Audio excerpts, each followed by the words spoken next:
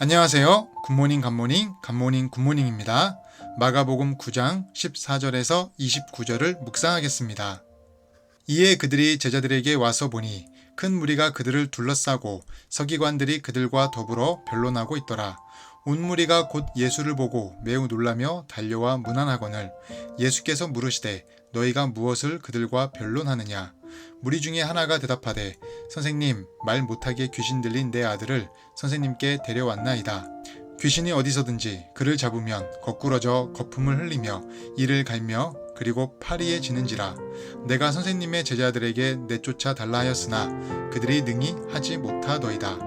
대답하여 이르시되 믿음이 없는 세대여, 내가 얼마나 너희와 함께 있으며 얼마나 너희에게 참으리요. 그를 내게로 데려오라 하시매 이에 데리고 오니 귀신이 예수를 보고 곧 그 아이로 심히 경련을 일으키게 하는지라. 그가 땅에 엎드러져 구르며 거품을 흘리더라. 예수께서 그 아버지에게 물으시되 언제부터 이렇게 되었느냐 하시니 이르되 어릴 때부터니이다. 귀신이 그를 죽이려고 불과 물에 자주 던졌나이다. 그러나 무엇을 하실 수 있거든 우리를 불쌍히 여기사 도와주옵소서. 예수께서 이르시되 할 수 있거든이 무슨 말이냐. 믿는 자에게는 능히 하지 못할 일이 없느니라 하시니 곧 그 아이의 아버지가 소리를 질러 이르되 내가 믿나이다. 나의 믿음 없는 것을 도와주소서 하더라.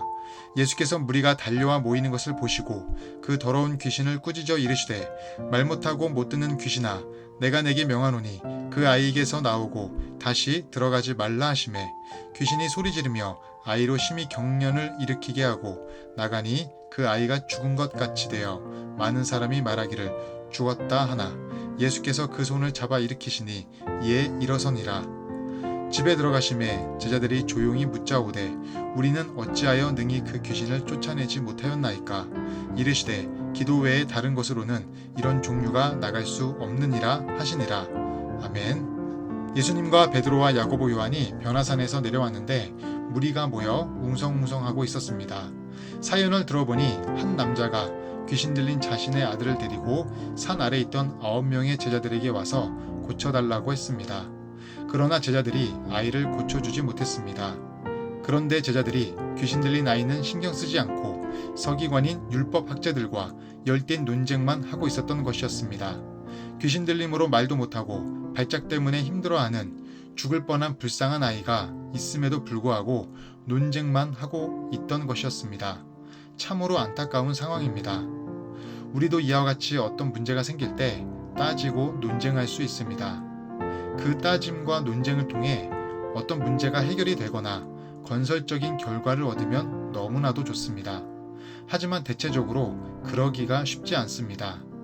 당시 산 아래 있던 제자들에게 있어야 할 것은 논쟁하려는 마음보다 귀신 들린 불쌍한 아이와 그 가족을 생각하고 헤아리는 긍휼의 마음이 있어야만 했습니다. 우리도 어떤 상황에서 문제만을 바라보고 그 문제 속에서 따지고 논쟁하려고만 하지는 않았는지 생각해 보시길 바라겠습니다. 따지고 논쟁하는 것은 오직 나만을 생각하는 것입니다. 내 의로움을 다른 사람에게 드러내는 것입니다. 그러나 긍휼의 마음은 다른 사람을 생각하는 것입니다. 다른 사람을 오직 헤아리는 것입니다. 논쟁만 하고 귀신 들린 아이를 고치지 못한 제자들에게 예수님은 믿음이 없다고 혼을 내시며 바로 아이를 고쳐주십니다. 이후 집으로 돌아온 제자들이 예수님께 왜 우린 고치지 못했냐고 묻습니다. 그러자 예수님은 29절에 이르시되 기도 외에 다른 것으로는 이런 종류가 나갈 수 없느니라 하시니라고 말씀하십니다. 예수님께서 왜 이런 말씀을 하셨을까요?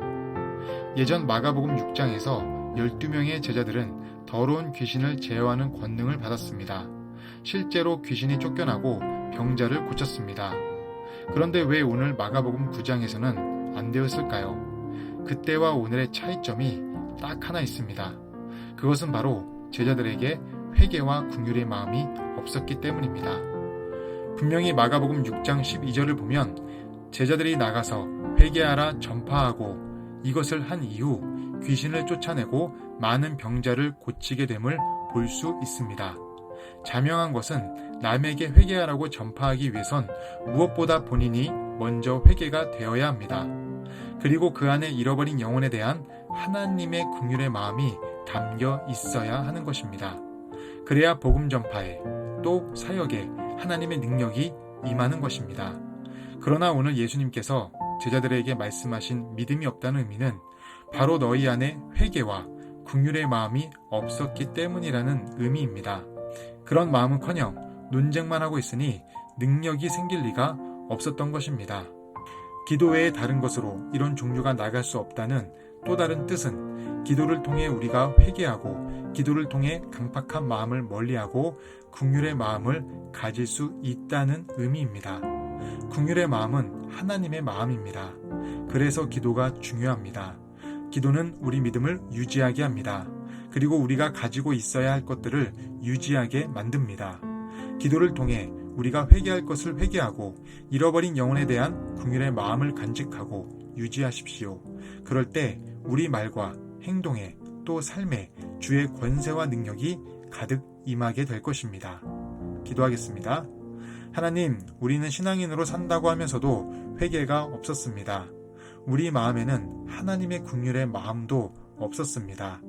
주여, 이를 회개하오니 용서하여 주시고 우리가 버려야 할 더러운 것들은 버리게 하시고 온전한 주님의 것들로 우리 마음을 가득 채우게 하시옵소서. 감사하며 예수님 이름으로 기도드립니다. 아멘.